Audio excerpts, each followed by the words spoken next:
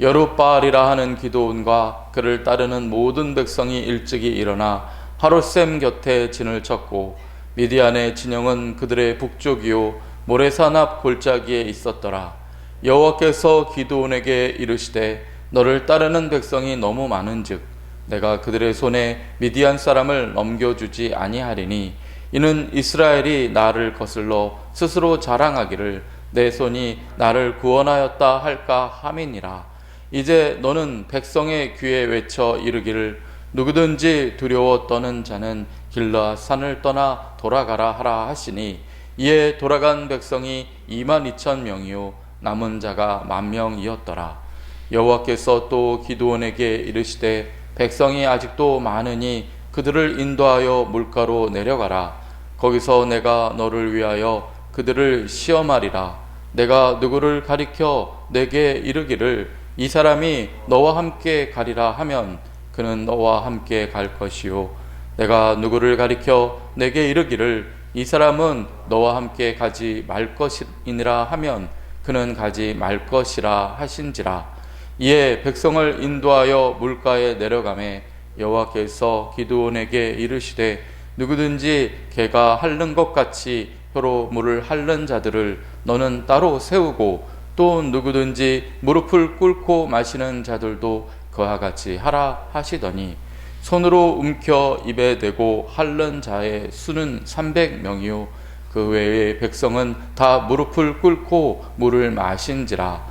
여호와께서 기드온에게 이르시되 내가 이 물을 핥아 먹은 300명으로 너희를 구원하며 미디안을 내 손에 넘겨주리니 남은 백성은 각각 자기의 처소로 돌아갈 것이니라 하시니 이에 백성이 양식과 나팔을 손에 든지라. 기드온이 이스라엘 모든 백성을 각각 그의 장막으로 돌려보내고 그 300명은 머물게 하니라. 미디안 진영은 그 아래 골짜기 가운데에 있었더라. 아멘. 하나님께 쓰임받는 사람의 특징이라는 제목으로 은혜를 나누고자 합니다. 여러분, 하나님께는 많은 사람이 아니라 준비된 사람이 필요합니다. 오늘 본문을 보아도 그렇죠. 이스라엘에 쳐들어온 미디안의 군사들을 무찌르기 위해서 32,000명의 이스라엘 백성들이 모였습니다. 주님께서는 그 중에서 300명만 선택하시고 쓰셨습니다. 비율로 따지면 1%도 되지 않습니다. 저는 이러한 모습이 오늘도 마찬가지라고 생각합니다. 많은 사람들이 하나님을 믿는다고 하고 그들이 그리스도인이라고는 하지만은 실제로 하나님께 그 믿음을 인정을 받고요, 또 주님 나라를 위해서 쓰임받는 사람은 소수일 것입니다. 성경을 읽다 보면 이런 일들이 참 많이 나옵니다. 주님께서 은혜를 주셨지만은 믿음이 없고 또 성품과 태도로 인하여서 그 은혜를 은혜로서 살리지 못하는 사람들이 참 많이 나옵니다. 예를 들어서 애굽에서 대대로 노예로서 살던 이스라엘 민족들이 어떻게 되었습니까? 하나님께서는 그들을 애굽의 노예 삶에서 탈출시켜 주지 않았습니까? 그때 애굽에서 탈출한 사람이 적어도 200만 명은 되었을 것입니다. 성인 남자만 60만 명이라고 했기 때문에 남녀노소를 다하면 아마 200몇 명은 분명히 넘었을 것이지요. 애굽에서 대대로 노예로 살다가 노예로 죽을 수밖에 없는 200만 명의 사람들을 하나님께서 탈출시켜 주셨습니다. 어디 그뿐입니까? 그들이 노예의 삶을 벗어나서 진리를 따라 살아가는 백성, 참된 자유인으로 살아갈 수 있도록 주님께서는 모든 것들을 마련해 주셨습니다. 그들이 살아갈 가나안 땅을 마련해 주셨고요, 그들이 진리를 따라 살아갈 수 있도록 율법을 허락해 주셨습니다. 그들이 삶의 의미와 기쁨을 누릴 수 있도록 하나님께 예배드리는 것에 대해서도 가르쳐 주시고 인도해 주셨습니다. 하지만 200만 명의 이스라엘 백성들은 애굽의 노예로서의 삶은 탈출했는지 모르지만은 그 다음 정말 하나님께 쓰임받고 하나님의 백성으로 살아갈 기회인 가나안 땅으로는 들어가지 못했습니다. 하나님의 백성이라고 하는 그런 타이틀은 얻었지만은 실제로 하나님의 백성답게 살지는 못한 것입니다. 끊임없이 불평했고 하나님의 계획을 의심했습니다. 주님이 주신 은혜를 감사하지 못하고 다시 옛생활 애굽으로 돌아가고 싶다, 그렇게 생각하고 그런 말을 하기까지 했습니다.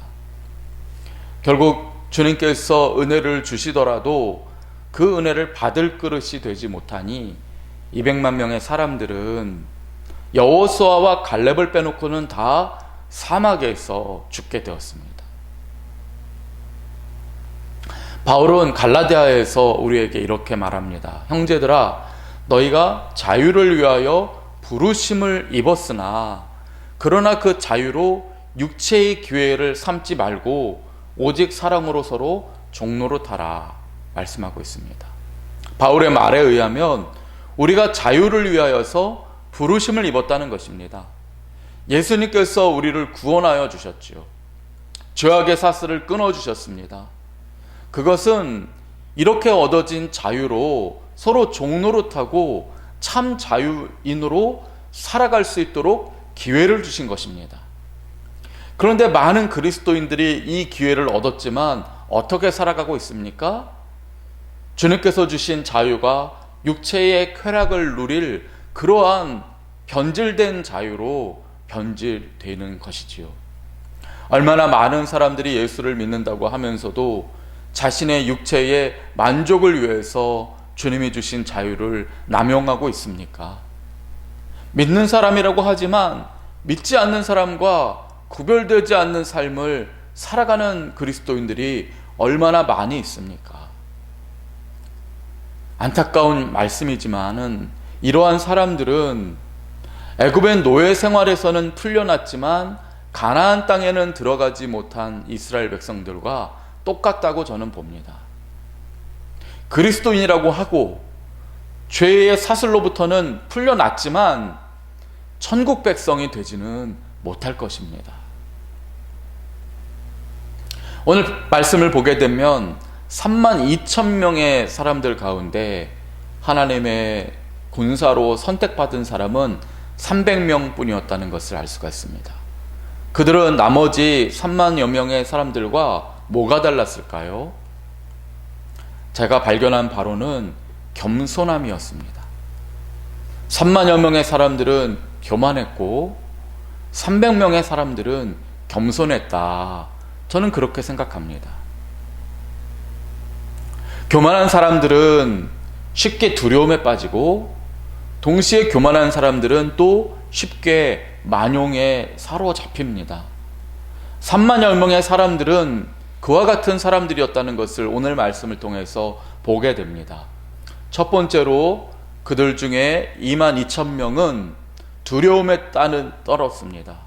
그리고 만여 명의 사람들은 쉽게 만용을 부렸습니다. 그런데 이 두 가지 것은 극단적으로 다른 것처럼 보이지만은 사실은 교만에서 나오는 것입니다. 교만은 무엇입니까? 내 힘으로 살지 않고 하나님의 힘으로 살지 않고 내 힘으로 살려고 할 때 교만이 나오는 것입니다. 그래서 내 힘이 뭔가 좀 있다라고 생각하면 그런 사람들은 쉽게 만용을 부리고 삶의 태도가 해이해지게 되는 것이고요. 내가 가진 것이 없다라고 생각하면 삶이 불안하고 초조해지고 두렵고 떨게 되는 것이지요. 두려움과 만용은 다른 것처럼 보이지만 사실은 모두 교만이라는 뿌리에서 나옵니다. 예를 들어 교만한 사람은 지갑의 두께에 따라서 두려워하기도 하고 또는 만용을 부리기도 합니다. 지갑이 가벼울 때 교만한 사람은 두려움에 빠지죠. 이제 어떻게 살아야 하지? 막막해집니다. 그런데 그런 사람이 지갑이 두꺼워지면 또 어떻게 됩니까? 금방 세상에서 제일 잘난 사람이라도 된 양 마음이 든든해지고 말투도 달래집니다. 왜 그렇습니까? 하나님을 통하여서 살아가는 삶이 아니라 자기 자신의 가진 힘을 통하여서 살아가기 때문이지요.